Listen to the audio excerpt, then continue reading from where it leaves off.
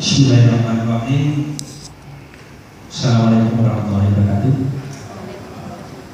Rabbi shrah li sadri wa yassir li amri wahlul 'uqdatam min lisani yafqahu qawli. Amma ba'du.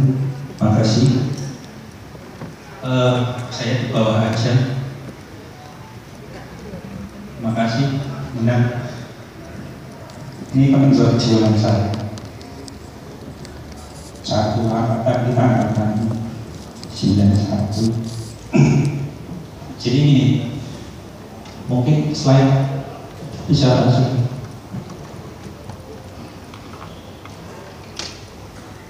Oke, ya.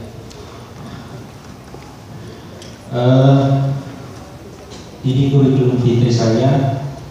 Mungkin banyak yang belum kenal saya, siapa yang berdiri di depan itu siapa. Kalau quote-nya saya yang baru itu tak kenal maka ta'aruf gitu.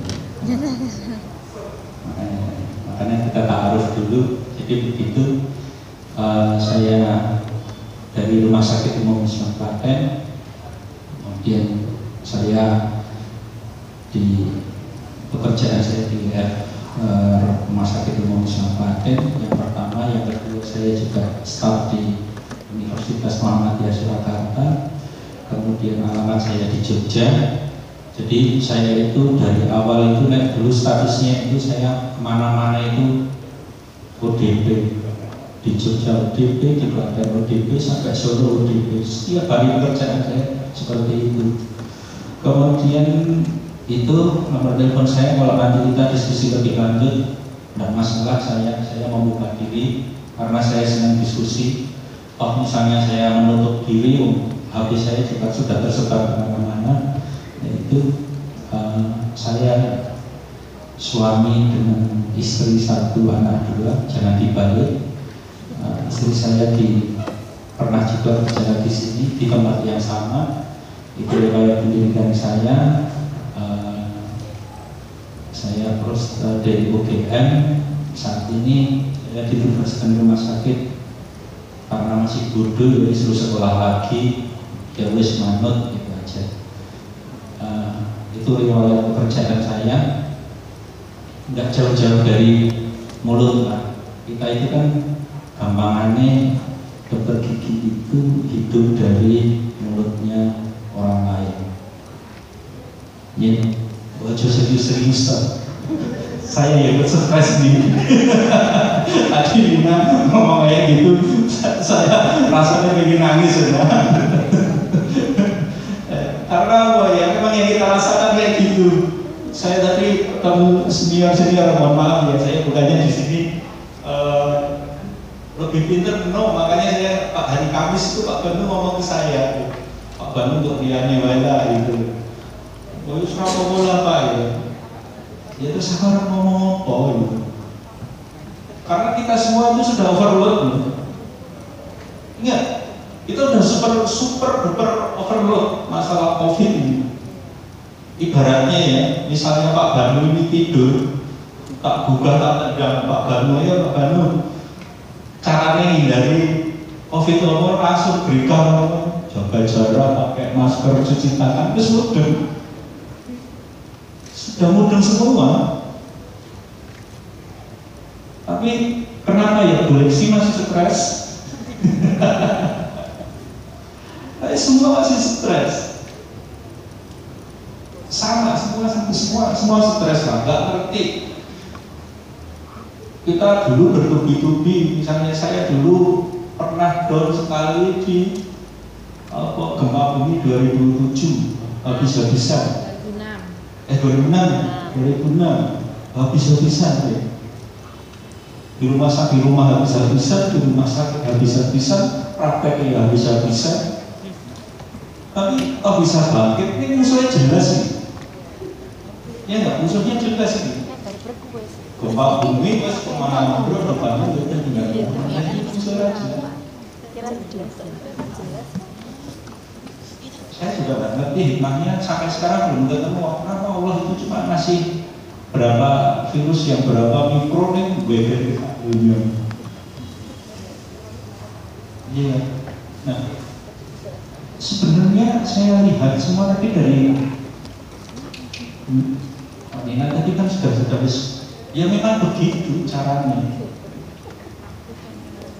Mau gimana lagi coba kita?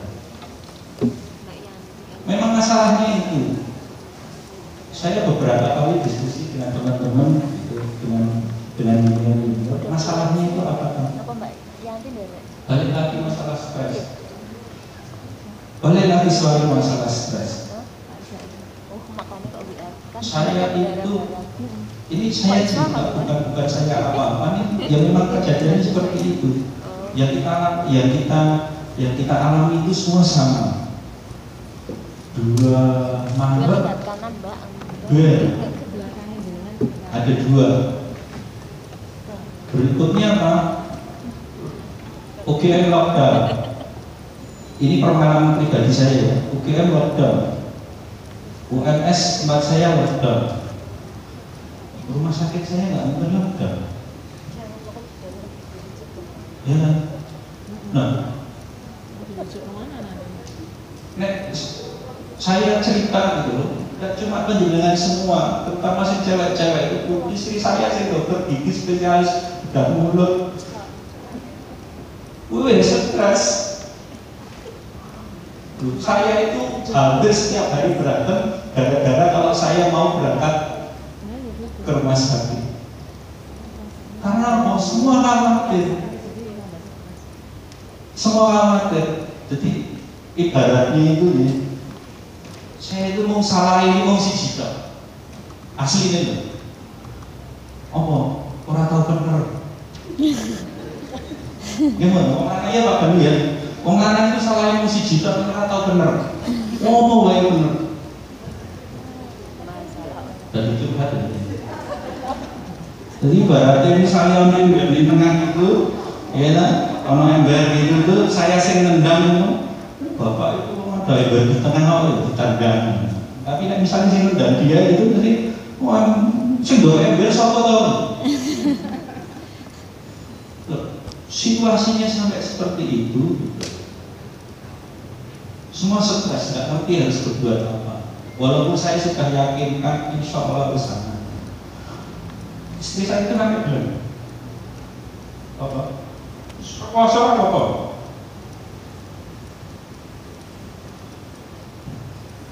Rekoso apa? Wis suwe rekoso.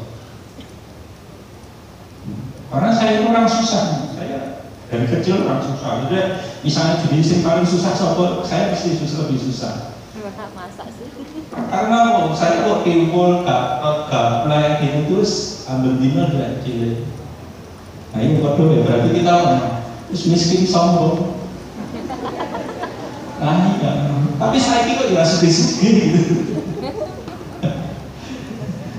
Sampai istri saya bosan. Tapi gini loh, kita semua itu mesti akan terbentuk dalam suatu realita. Kalau saya kok lah gitu loh.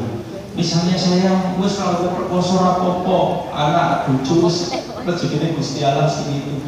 Tapi saya kan punya di belakang nih. Saya punya ART, saya punya driver, saya punya pegawai lab 10 orang. Lah terus masa tak jak oleh perkosa kabeh. Kan nggak mungkin. Anaknya mereka gimana? Iya kan? Tapi ya wis lah tak turuti dulu. Tak turuti, Mas ora praktek. Ya wis. Efeknya apa? Gue ya wis habis-habisan. Karena saya di belakang saya itu banyak. Beruntunglah Bapak Ibu misalnya yang ngampun treatment. Tadi orang Jawa mesti gitu. Apa positif beruntung, apa positif beruntung. Padahal sekosa. Mati pun ya untungnya. Mati ini orang popo, orang bunga-bunga. Padahal ngerti. Orang Jawa ciri khasnya gitu. Jadi itu tadi balik lagi. Orang di belakang saya masa ayo pegawai saya oleh proposal enggak. Saya kan tetap harus mikir. Sekarang saya aja sampai ini, aku ngitung kayak gini ini kuat berapa bulan. Mungkin kalau yang yang di itu ya, di samping itu punya sampingan mesti kan juga mikirnya itu plat berapa sebulan itu. Terus Maret, April defisit berapa 40 jutaan, maka murah. Mau kuat berapa bulan seperti itu? Akhirnya, wah ya kita sudah terbentur keadaan, ya sudah. Nah sekarang kadang gini, orang itu nek wis kepepet, idenya kayak asal apa, stresnya hilang dulu. Nah ini tadi hari kemarin WHO bilang airborne stres. Wah nggak stres lagi. Sekarang ini tadi Dr. Cahyono bilang tambah 20. Waduh stres mana? Isinya tiap hari stres. Nah sekarang ini manajemen stres itu harus diatur. Sekarang gimana kita mau melayani kalau misalnya kita sendiri stres? Saya tidak cuma 1-2 orang yang bilang ke saya, jadi ke saya, wis kalau tak rujuk, wis pokoknya kamu tak rujuk neng ya Pak, pokoknya tak rujuk neng. Ya rumah sakit jebol, bukan rumah sakitnya, tenaganya di rumah sakit juga sama. Akhirnya apa? Pasien yang komplain banyak. Komplainnya itu apa? Karena antrinya terlalu lama. Nggak dapat kuota. Karena saya itu maksimal sehari 15 itu, waduh tangan saya sudah tremor. Oh ya, makasih Pak Balu di guys tua. Masing-masing punya keterbatasan. Nah, makanya yuk, kita caranya stres. Ngilangin stres. Nah, situ tadi yang saya awal datang, karena masing-masing sendiri punya punya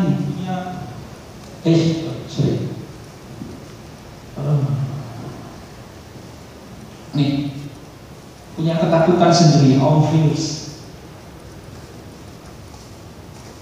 Yang kedua, apa ide itu kita semua itu punya keluarga.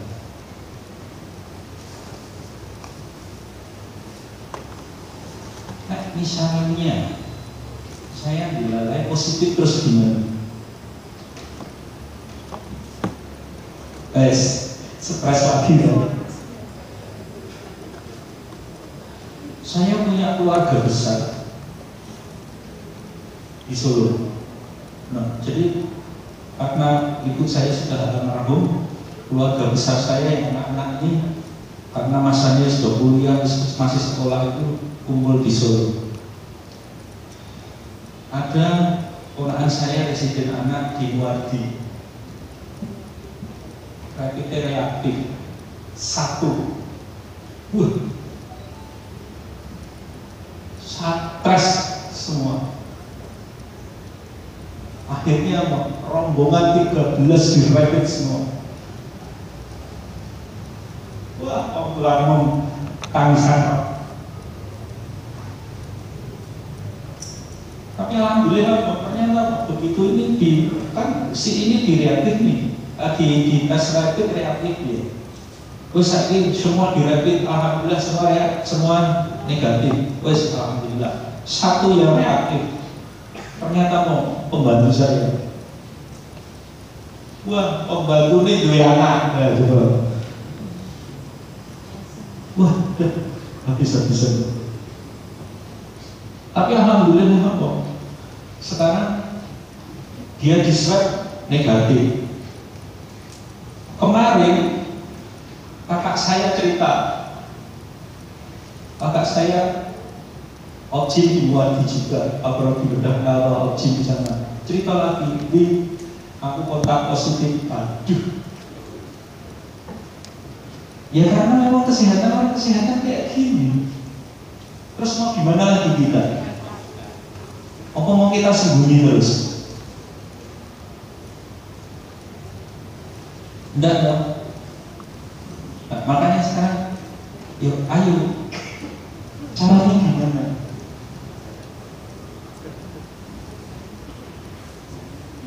Harus seimbang.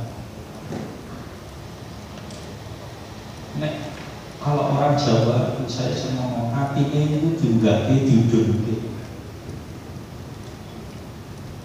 Saya tadi dengar kemarin saya dengar kakak saya kontak hatiku. Dan tapi habis itu kan begitu dan harus naik lagi nih kita. Masa kita cuma mau merangkali nasib. Kayak ini tadi kabari 20 lagi di Klaten, tambah lagi, tambah stres lagi kita. Nah sekarang praktek actionnya gimana? Terus manajemen perasaannya gimana harus kita atur, ya. Nah, kalau misalnya kita sudah atur, ya ini bahasanya Inggris seperti ini. Jadi kita harus solusinya gimana, kemudian persiapannya gimana, mencoba memikirkan seperti apa, strateginya seperti apa. Kita bisa pikir, oh rencana saya seperti ini nih. Tadi Bu Nina bilang, oh aku gini, rencanaku apa? Aku duit, saya punya duit. Aku harus beli alat ini. Ya mohon maaf, kalau saya nggak ngerti karena saya sudah 20 tahun saya tidak di puskesmas. Saya terakhir 2000 di puskesmas. Saya sudah lupa caranya, dan itu gimana, caranya pengadaan gimana, itu saya nggak ngerti. Alhamdulillah kalau di tempat saya bilang ke bos saya, Pak saya butuh ini, Pak Kris saya butuh ini, regane piro semene harus tuku. Pak saya bukan Pak Kris, aku butuh dental aerosol system, butuh piro loro regane piro 11 juta dia butuh. Saya bikin tekanan bagian ruangan satu lagi untuk Pak Kris dia dari tekanan negatif, apa mau benih HEPA filter yang mobile aja syaratnya. Nah HEPA filter tekanan negatif kira-kira habisnya sekitar 60-70. Kalau pakai HEPA filter habisnya kira-kira antara 30 sampai 40. Ya wis kayak iso sing murah ya wis. Oke, jalan. Nah, minjem istilahnya, untungnya saya seperti itu. Karena apa? Saya selalu berpikir, saya selalu diskusi dengan teman-teman. Kalau misalnya yang di bawah, mohon maaf bukan di bawah, di FKTP ini jauh, mesti larinya kemana? Larinya mesti ke FKTP dulu. Di FKTP, di FKTP, kalau di FKTP sudah jebol, tidak mau melayani ini, terus pasien mau dibawa kemana nih? Saya selalu berpikirnya seperti itu.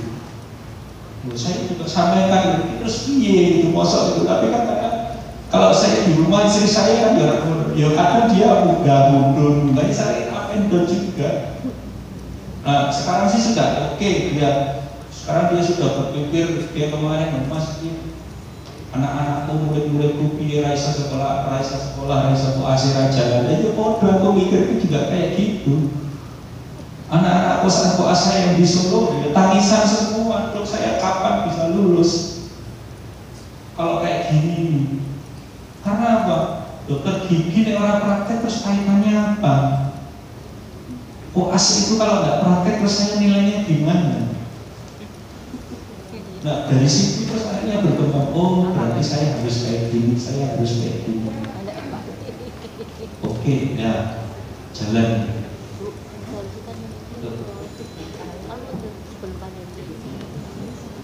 Nah, inilah yang dinamakan human flourishing. Kalau Hakim ya bilang itu manajemen hati. Suatu saat begitu kita kenal itu boom gitu ya, wah, tapi harusnya kita itu bisa membangkitkan semangat kita sendiri. Ya gimana lah?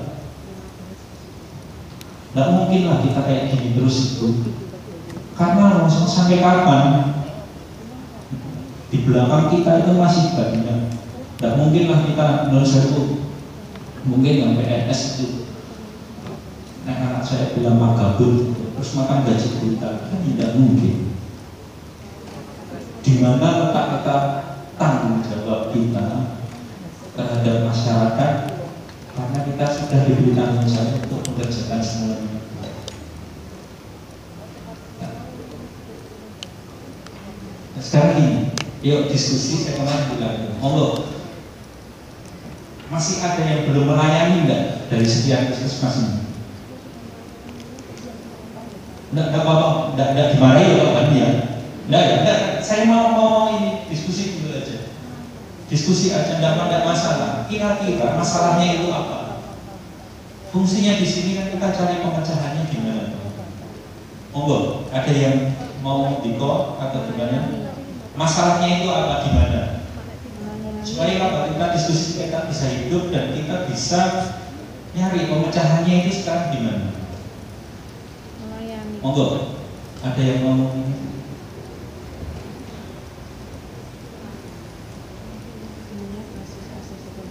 Tidak tahu, tidak berani, atau tidak mau?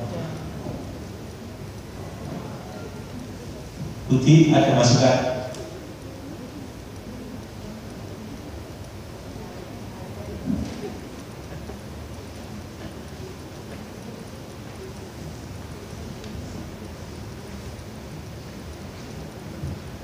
Monggo.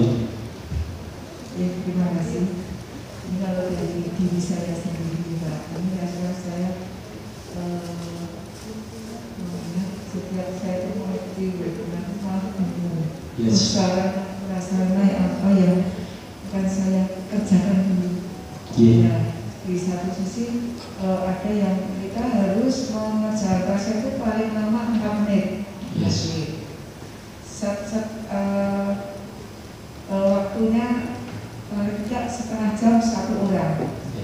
Nah, terus selama pasien begini. Aduh, kok sebenarnya ini memang tanggung jawab kita sebagai tenaga dokter gigi. Tapi aku prakteknya kok kayak sengsara apa nggak? Ya, jadi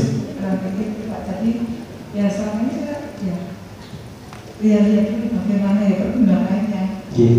Tapi untuk saya juga di rumah memang saya kurang marah kalau mendiagnosa itu tidak melihat, memang saya buka mulut, tapi hanya yang saya kerjakan untuk eksodus dari gigi permanen yang sekiranya tidak memakan waktu lama untuk kerja. Matur nuwun. Saya selalu ingat waktu saya sampai sekarang gitu, saya sama sekarang ini pedomannya orang beling. Saya dari kecil beling, beda sama Pak Gani itu utun gitu. Jadi saya kuliah itu kerjanya cuma nongkrong di parkiran, jadi saya itu dulu terkenalnya bocah parkiran. Jadi semakin banyak belajar, semakin banyak yang lupa. Semakin sedikit belajar, sedikit yang lupa. Tidak belajar, tidak ada yang lupa. Ini orang iso. Siapa dewa menang. Ya. Jadi saya itu dari dulu berprinsip seperti itu. Makanya saya bikin webinar. Saya itu paling males dengerin webinar. Yakin. Karena apa? Semakin saya ngikutin tambah bingung. Ada yang ikut webinar kemarin yang dari UGM, tambah bingung nggak? Bingung. Sehingga bingung saya masih dari sana. Jadi ceritanya itu saya ditelepon dari dekan FKG UGM, Mas aku mau ditulungi. Apa kami itu masih anak cakep asli itu pada nggak punya duit pesake gitu. Nah terus akhirnya saya testimoni, Mas Kweda misalnya percaya telepon salah satu tak tak hubungi. Keluhanmu apa gede? Dia itu orang Kalimantan, tidak bisa pulang, tidak bisa makan karena bisa dikirim orang tuanya. Kuliah di sini tidak bisa. Coba. Dan kayak gitu itu di data ada 140 orang UGM kayak gitu, anak UGM. Alhamdulillah kalau yang di Solo karena swasta biasanya orang-orang Zahir. Tapi di UGM kondisinya seperti itu. Disambati kayak gitu, nyewesil, bikin charity. Akhirnya saya mau hubungi masing-masing ketua angkatanku. Tapi apa kenyataannya? Lah kok ya sing dijual itu loh ya Pak Dido. Selesai. Akhirnya kalau tidak salah dapat 75 juta, ya alhamdulillah. Terus piye? Yo kok gawe webinar yo bikin webinar saya. Ya udah, akhirnya rapat bikin webinar. Akhirnya yang kemarin itu bikin serial aja. Oke, walaupun apa, saya sendiri merasa semakin banyak webinar semakin bingung juga. Kita harus gimana sih kita ini? Karena masing-masing itu punya pendapat sendiri. Tadi malam saya masih rapat diajak Mas Rudi, saya tadi malam diajak rapat Mas Rudi. Ayo ngurusin masalah rapid itu harus dia menang Mas. Lalu dokter gigi nanti saya pasien nanti periksa di rapid deh. Lah ini pasien yang kenapa mulai tidak bisa ditarik di rapid itu.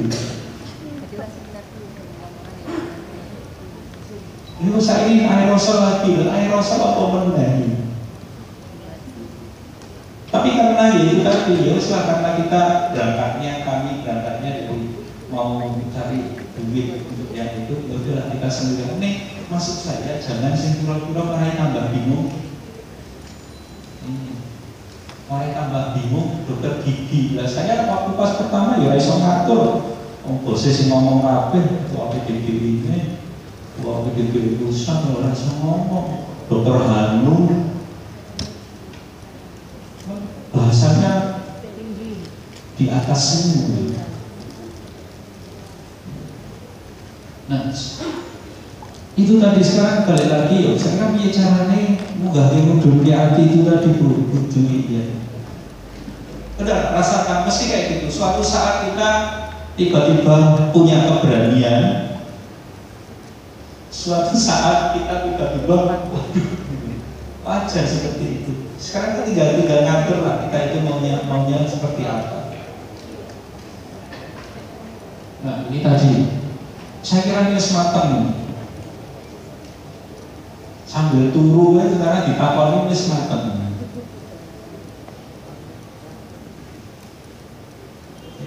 Kalau pakai masker, nggak pakai masker berapa persen sematang tambah kayak gini. Nah, ini aja mbak perkara kayak gini aja bikin bingung. WHO pertama kali apa pernah menyarankan pakai masker? No. WHO apa pernah pertama kali dia bilang bahwa ini airborne? No. Bahkan droplet pun tidak. Karena yang tadi lagi kita bingung. Saat kita berlomba-lomba bikin tekanan negatif setiap rumah sakit tiba-tiba ada yang meluarkan, ternyata bukan tekanan negatif loh, tekanan positif. Bingung apa harus baca doang bingung. Oh ternyata Pak baru dibaca, ini literatur tahun biru. Saking stresnya, semua dibaca. Nah, kalau misalnya taruhlah nih, kita itu sih bisa memanage perasaan kita, manajemen stres kita bagus. Insya Allah, kapan kita berani, kapan kita tidak berani, kita akan tahu sendiri kok. Saya sendiri juga seperti itu. Waktu saya bukan belum punya alat macam-macam, ya tidak berani lah saya. Apa yang mau bunuh diri? Sekarang kita itu ibaratnya maju perang, beruntunglah tadi dari puskesmas tadi punya N95 sekian berapa ribu, 2000 sekian dulu. Nah, aku caranya boleh dia ya, tahu gitu aku bisa minta ke jembatan. Karena apa? Saya sendiri di rumah sakit itu, saya itu setiap dokter spesialis tak kayak satu-satu. Dan itu kok tak lombe satu-satu. Saking susahnya. Jangankan N95, masker bedah nih. Ingat tak harganya berapa? 500.000 satu box. Rumah sakit kami butuh 3 karton setiap hari. 500.000. Akhirnya apa? Saya punya lemari khusus. Anak-anak saya suruh jaga dikunci. Tapi kalau dokter gigi, kalau dokter semua dokter datang itu absen, mau gedor. Sampai segitunya. Karena kalau tidak kayak gitu, habis. Kita mau cari di mana? Duitnya ono, ya kayak tadi Mas Budi. Duitnya ono, carinya enggak. Sampai saya berusaha cari-cari di mana. Kita sampai seheboh itu. Karena apa? Tidak ngerti kita harus gimana. Betul, tidak kelihatan ya. Nah, sekarang kuncinya di mana? Kenapa saya berani? Kenapa saya berani? Karena screening kami ketat. Tapi screening itu tidak menjamin kalau apa pasiennya ngapusi dan jujur. Saya itu dikomplain berapa kali? Wah, nggak cuma sekali 2 kali. Personel RS itu sudah merah, iya. Buat screening aja berapa lamanya? Ini ada 2 halaman item seperti ini. Mohon maaf nggak kelihatan. Jadi ini ada riwayat perjalanan, riwayat praktik. Mungkin Ibu semua juga sama saya kira ya. Sama. Ya, saya juga sama. Tapi apakah itu dilakukan? Dilakukan. Oke. Bahkan di bawahnya ini ada klausul. Kalau sampai dibikin klausul ini yang terakhir, saya ada baru lagi, saya nggak ngerti, saya belum dapat. Di bawahnya ini ada klausul, kalau dia tidak jujur ada tuntutan hukum.